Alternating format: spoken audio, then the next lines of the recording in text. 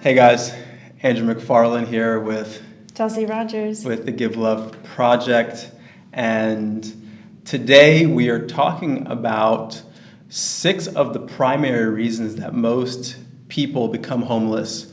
Now, if you guys don't know who we are, the Give Love Project was created with the intention to raise awareness about this issue and share the stories of individuals who end up being homeless that sometimes and all too often really become invisible and aren't seen as human beings. And I feel very deeply that, even more than the challenges that someone will face from not having a home, it's potentially more painful to be forgotten and not seen as a human. And so for us, it's really important to share these stories with you guys and raise awareness about this issue so humanity can come together and be more connected and supportive to one another, more loving to one another, and that's our mission. So diving in, number one, there is a critical shortage of affordable housing, and this is a big reason that people become homeless. So when you're in a situation where you're investing so much money in your home, it only takes one thing to happen before you end up not being able to afford your rent, and then you're living on the streets. So for example, in Canada, 30% of the residents there are investing more than 50% of their income, 50% on their housing, right? So think about that. If you're in a situation where someone else in your family gets sick, or someone has an accident, or you have an accident and you can't go to work for a little while, when you're investing that much money to live in the home that you're in or the apartment that you're in, you're really on thin ice, and it's just a moment before you can't afford to be there. You get evicted, and then naturally you're going to end up living on the streets. And so that's the first reason. And the second reason is unemployment, and it kind of goes back to the part with homing, or the income for losing a job. You're not being able to pay for your house anymore. Unemployment is actually one of the major causes of homelessness. And if you don't have income, there's no way to pay your living expenses.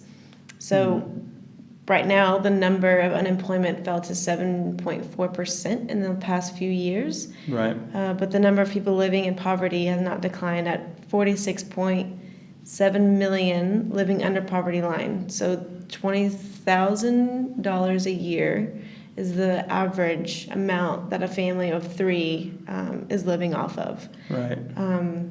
So that's 15.8% of the United States, actually. Right. So 15.8% of people in the U.S. are living below the poverty line, where they're existing on $20,000 or less for a family of 3, right? So in a situation like that, similar to what we shared before, it only takes something that you didn't plan for to take place before you end up in a situation where you can't afford to pay for the home that you're living in. And so moving on to number 3, it is connected to the issues that we were mentioning before, which is a family or personal crisis, right? We all, at some stage in our lives, will have things happen that we don't expect or plan to happen. Now, people who are more economically abundant tend to have savings for those things, or tend to be investing in insurance policies for those things. And so while those things are detrimental to their circumstance, it doesn't take them to a place where they end up becoming homeless. But if you're in a place where you've been investing 50% of your income, or the unemployment rate is high and you haven't been able to find a job, then naturally when these crises arise, then you're more susceptible and vulnerable to actually end up living on the street. And the fourth is actually the LGBTQ and youth community. They identify as lesbian, gay, bisexual, whatever sexual preference they have isn't being as accepted. So it's forcefully putting them on the streets, or couch surfing, or in shelters, in unfit situations where they don't feel safe, or they have to keep moving. And then with the youth, a lot of the youth their families go through divorce, or there's a trauma in the family, there's a death, or there's some sort of experience where they don't feel safe at home anymore, and then they run away, and then there's nowhere for them to go. And a lot of them, like Andrew was saying, we don't even know what the statistics are and how many kids are on the streets, because they go into hiding, right? Right. Right, because if they're not using a lot of the social programs that are available to them, then a lot of times it's actually hard to account for these individuals. Even though we know that they're not being recognized because they're not in the system.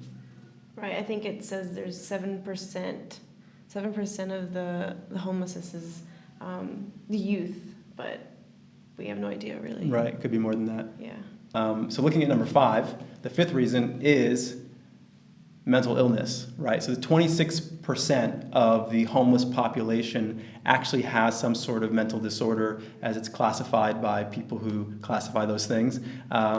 So this could be schizophrenia, or it can be, extreme paranoia, anxiety, depression, and the list goes on and on and on. And I think this is one of the big things that a lot of us assume, right, coming from America and a culture where people just assume that, we see a lot of veterans and other people who might have PTSD, and we assume that a huge and disproportionate amount of people who are living on the streets are actually have a mental disorder, but it's actually only a quarter of the people who are living on the streets. And so that is something that comes up. Obviously, we've witnessed it, but it's not as big as I think a lot of people actually assume. The 6th reason is substance abuse is actually at 25% with the homeless community. So the NHA also lists addiction and mental illness as two of the primary personal factors that lead to financial instability and the loss of permanent housing. So chronic unemployment can make it difficult to pay for housing. Despair, alcohol abuse can also worsen the symptoms, and they can't find a safe place to live. So there's more and more substance abuse when you don't know where you're going to sleep at night. You don't know what your family is. You don't know if anyone cares about you. You don't have any support system or any community. So that substance abuse just it increases rapidly. Yeah, I was thinking about how there was, I forget what this gentleman's name is, but there was a guy who did a study, and he found that, as he was working with people who were on the streets with addiction, and that's sort of his specialty, he found that, about 90% of the people who are homeless that are addicted to some sort of and form of substance have experienced extreme either sexual abuse or physical abuse at some point during their upbringing. And so if they don't have the support system and the psychological capacity, emotional capacity to deal with these kinds of things, end up turning to drugs, end up turning to other things that many of us, and I'm assuming those of you watching this video, may not relate to. And I think it's interesting that as a culture, oftentimes we can judge things that we don't understand and haven't experienced. And I know that I haven't experienced sexual abuse or extreme physical abuse. And so I don't know what someone's life is like when they end up feeling like they need to revert to those things in order to cope with their circumstance. But I think it's important that we open our eyes to the correlation of these things and the interconnectedness, and see what can we do to allow people to feel that they matter and they exist and they're seen. And so, as I said earlier, that's a big mission for us. And if you can see, we've created this product. It's a chain, and on the backside there's a letter. And we've been gathering the stories of people who are living on the street in order to allow us as people who haven't had this experience to learn more about how someone ends up where they are, and to allow us to be able to see them as individuals. Because I feel so often that as a culture, we look at things like even what we're sharing today and people who are homeless as these statistics, right? They're not real people. They're just numbers on a chart. And when we're able to really see into the lives of how people end up where they are, I feel it will, as a culture, shift our experience of how we relate to one another and just as human beings, which is really, really important. So if you guys are interested and you want to learn more about our mission and who we are, visit our website, giveloveproject.com. For every chain that we sell, a portion of the proceeds is going to organizations and our own personal internal efforts to help homelessness and help homeless people. So we appreciate you guys and all that you do and all the support that you're giving. And this is Andrew McFarlane, Chelsea Rogers, with the Give Love Project, and we'll see you guys at the next video.